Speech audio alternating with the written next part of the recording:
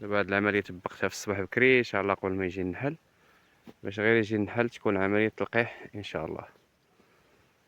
وغادي نتبع معكم ان شاء الله تنشوفوا العملية كيفاش دايرة. والسلام عليكم. غادي نقوم بواحد التجربة غادي نشاركها معكم ان شاء الله.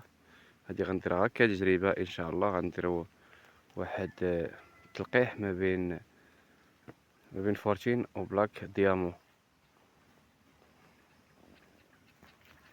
بسم الله توكلنا على الله. غادي نقطع هذا الجزء هذا باذن الله، هذا الجزء اللي فيه النواره. يا بسم الله على هذا الشكل هكايا، باش نزيد كهضره دابا في الصباح بكري ان شاء الله. باقي ما جاش النحل باش نقوموا بهذه العمليه.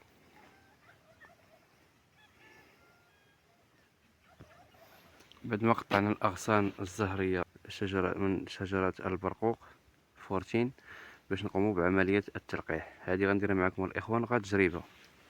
بسم الله.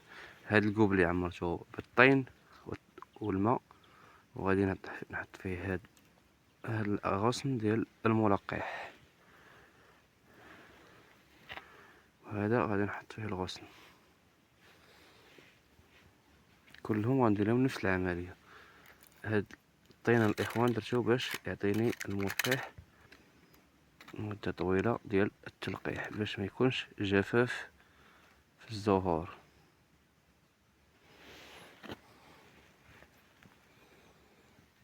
درنا هاد العمليه هادي على فورتين مع بلاك ديامو.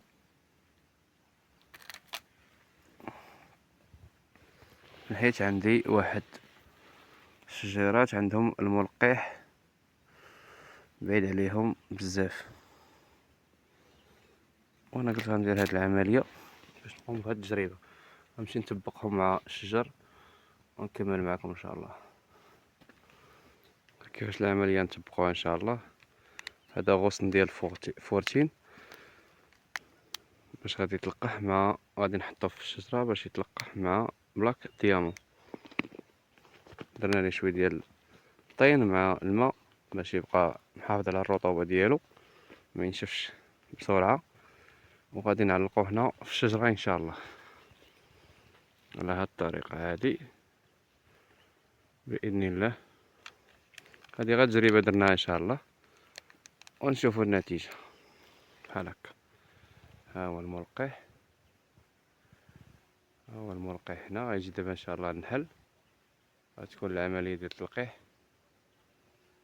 غيتلقح ان شاء الله. السطر ديال بلاك ديامو ما عندوش الملقح، اضطريت باش ندير هاد العمليه هادي باش يكون تلقيح ان شاء الله. وهادي درناها تجربه ان شاء الله وحبيت نشاركها معكم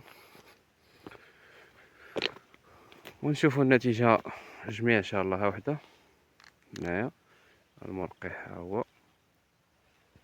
دابا هاد العمليه طبقتها في الصباح بكري ان شاء الله قبل ما يجي النحل، باش غير يجي النحل تكون عمليه تلقيح ان شاء الله. وغادي نتبع معكم ان شاء الله تنشوفوا العمليه كيفاش دايره. ما تنساوش تخلي لنا الفكره ديالكم في التعاليق باش نتبعوا معا السلبيات والايجابيات ان شاء الله. خلوا لنا ارائكم في التعاليق، وما تنساوش الاشتراك في القناه باش يوصلكم كل جديد، ونكبروا هذه القناه ان شاء الله. وتحياتي لكم والسلام عليكم، صباحكم مبارك.